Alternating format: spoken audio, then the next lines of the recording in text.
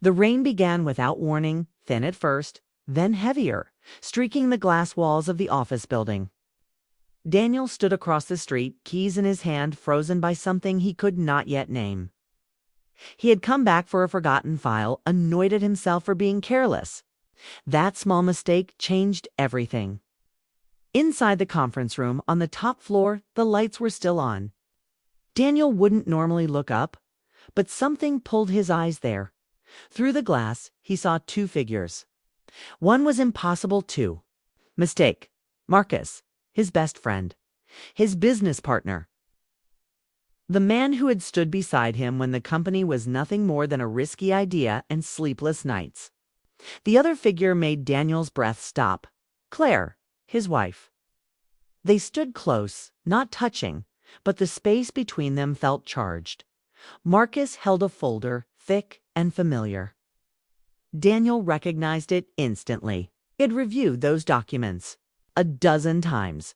His signature was on them, his authority, his trust. Marcus spoke, his hands moving calmly as he explained something. Claire listened, nodding slowly. Her face was serious, focused, not guilty. That was what hurt the most. Daniel stepped closer to the glass, his heart pounding. He couldn't hear their words, but he didn't need to. Marcus slid the folder across the table and pointed to a page. Claire hesitated for only a second before picking up the pen. Her hand moved steadily as she signed. Daniel felt like the ground shifted beneath him. This was not an accident, not a misunderstanding. This was planned. A memory hit him hard. Marcus insisting Daniel take time off. Claire encouraging him to step back, to rest, to trust them.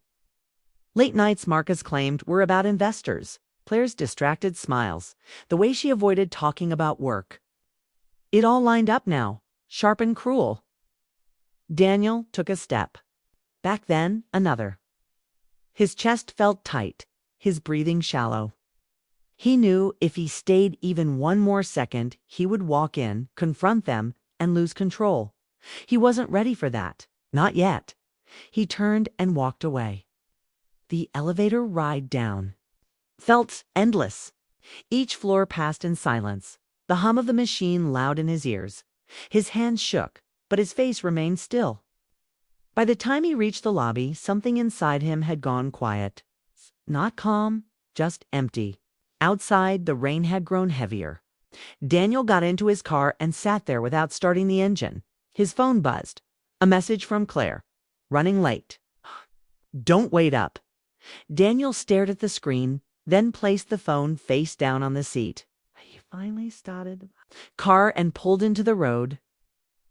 The drive home blurred past him. Red lights, headlights, wet streets reflecting the city like broken glass. His mind replayed the scene again and again, each time revealing something new. The lack of surprise on Claire's face. Marcus's relaxed posture. They were not worried about being seen. They believed they were safe. Daniel laughed once, quietly.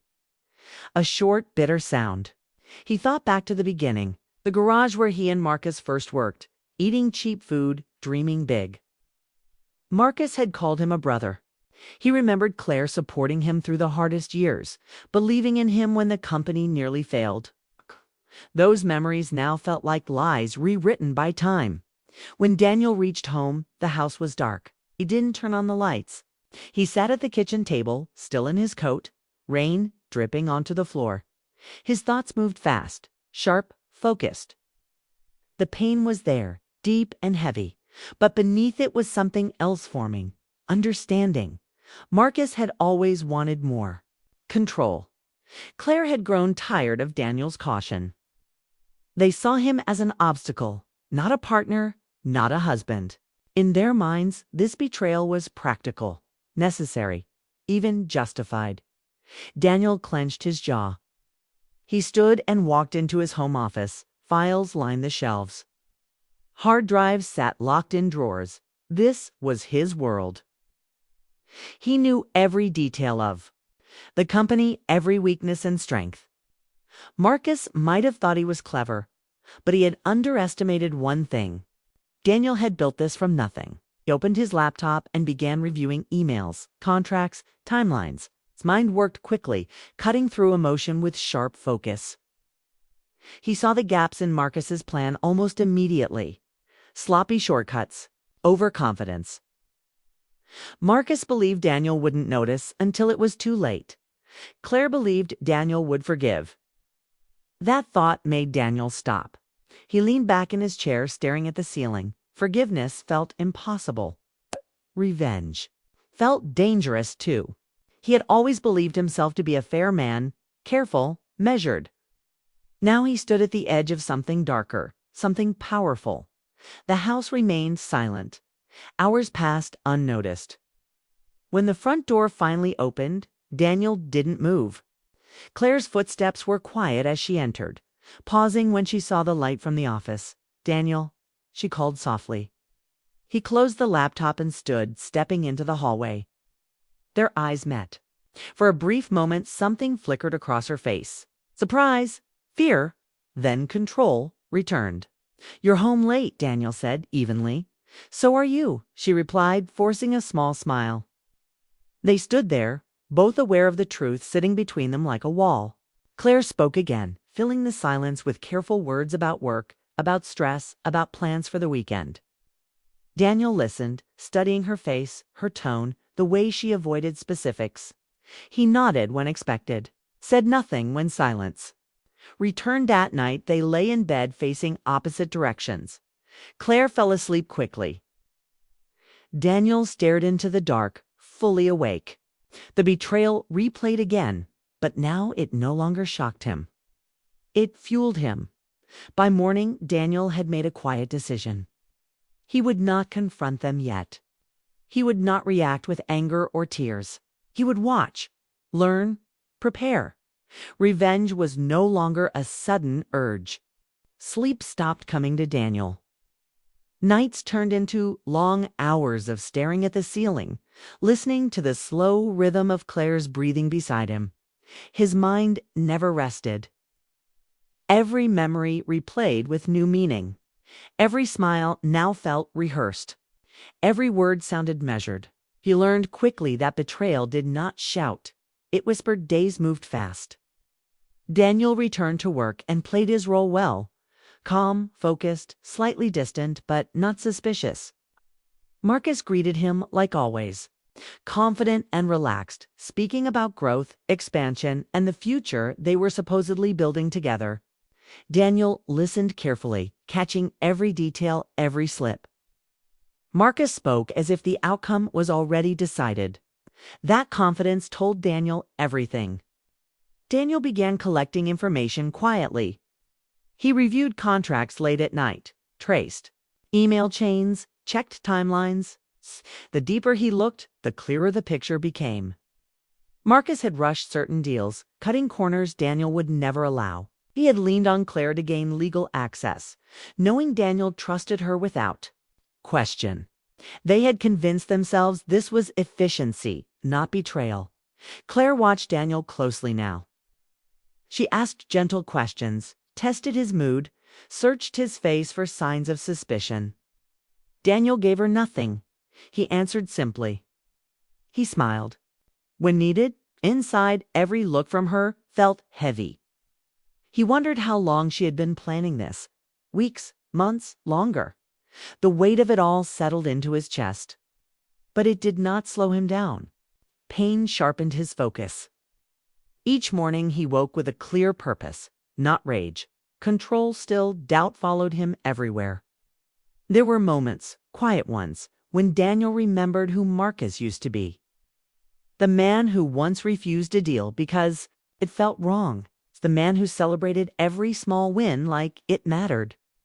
Daniel remembered late nights with Claire, talking about dreams, about growing old together. Those memories made his hands shake. Revenge felt justified, but it also felt like erasing the past completely. At work, Marcus pushed harder. Kay scheduled meetings Daniel wasn't included in. Kay spoke over Daniel in discussions, subtly shifting authority. Daniel noticed everything. Kay's move confirmed that Marcus believed Daniel was already out of the game. Claire changed too. She became distant, careful with her words, defensive when Daniel asked simple questions. Sometimes she looked at him with guilt. Other times with impatience, she believed he was standing in the way of progress. That belief allowed her to sleep at night. Daniel began imagining the end. He saw Marcus sitting across from him, confident, smile fading as the truth surfaced. He imagined Claire realizing the cost of her choices. He imagined silence filling the room as everything they built collapsed. Those thoughts brought a sharp sense of balance, justice, relief. But the feeling never lasted.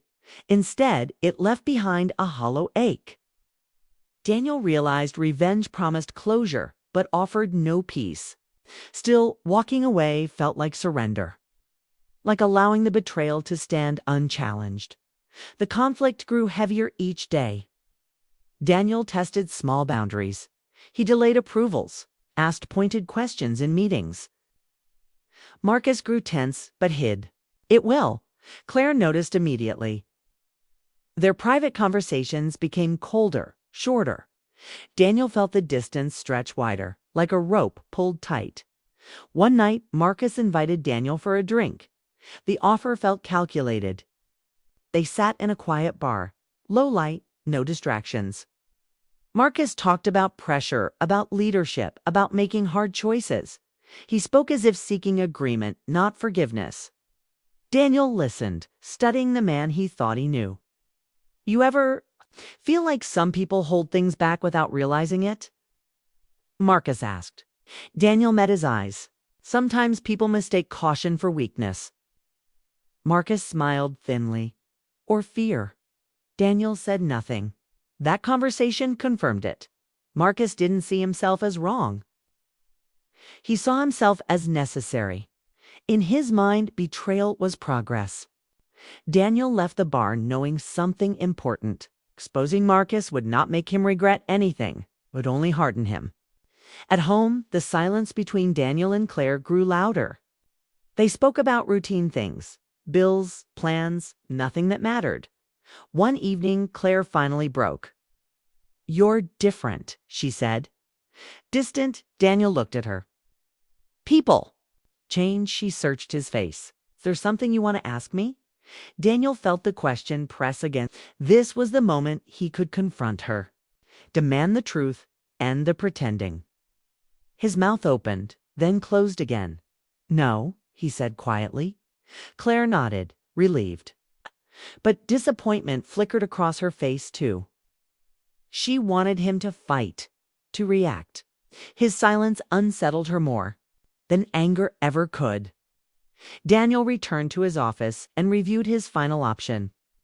One move could legally stop everything Marcus planned.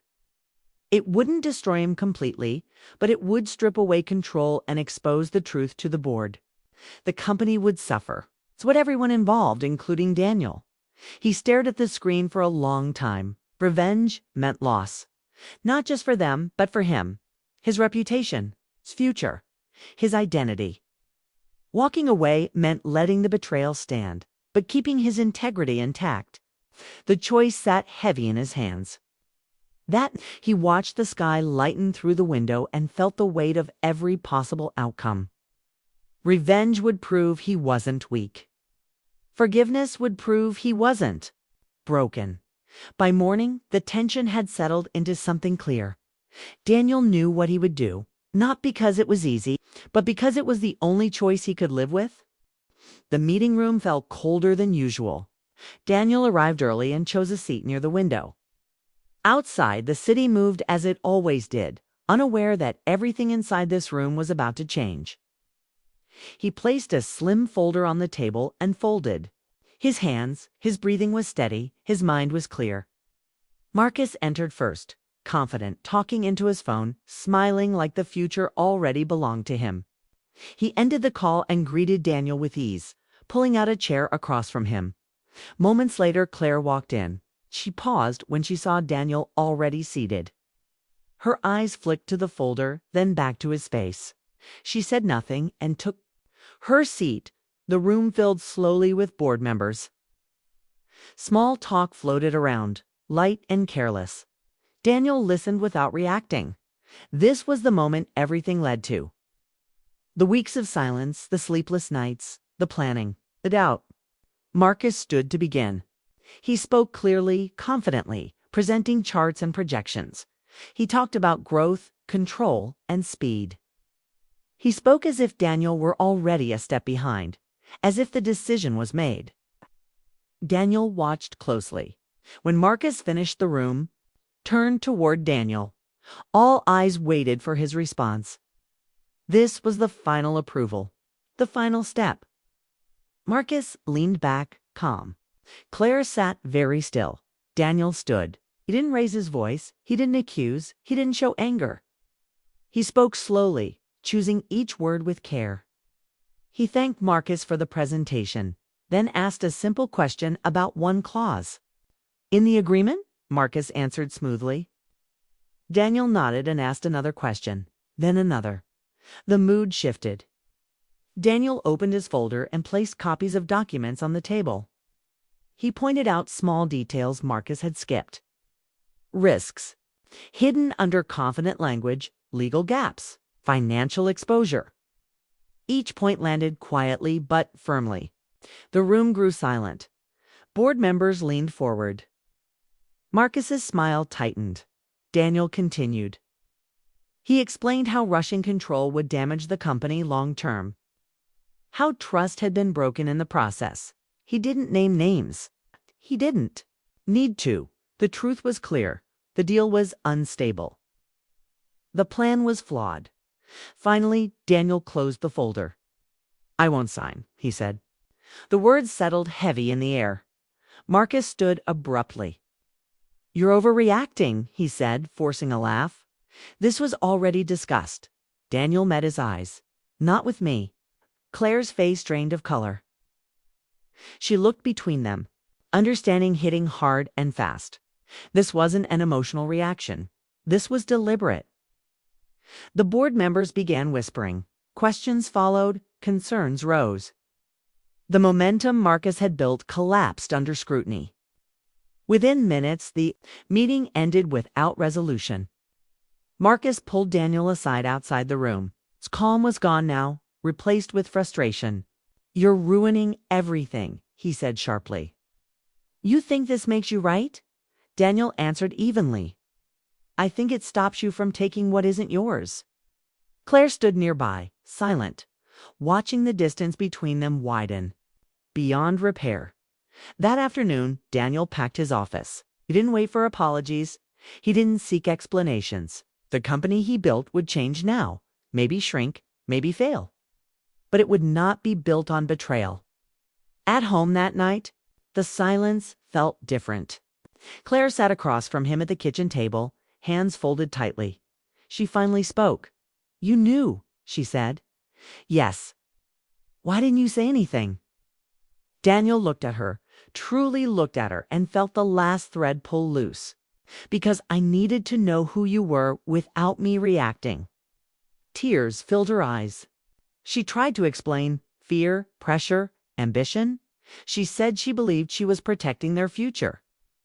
Daniel listened without interrupting. When she finished, he spoke softly. "You didn't protect us. You decided without me." There was nothing left to argue. No anger remained, just truth. They separated quietly. No shouting, no blame.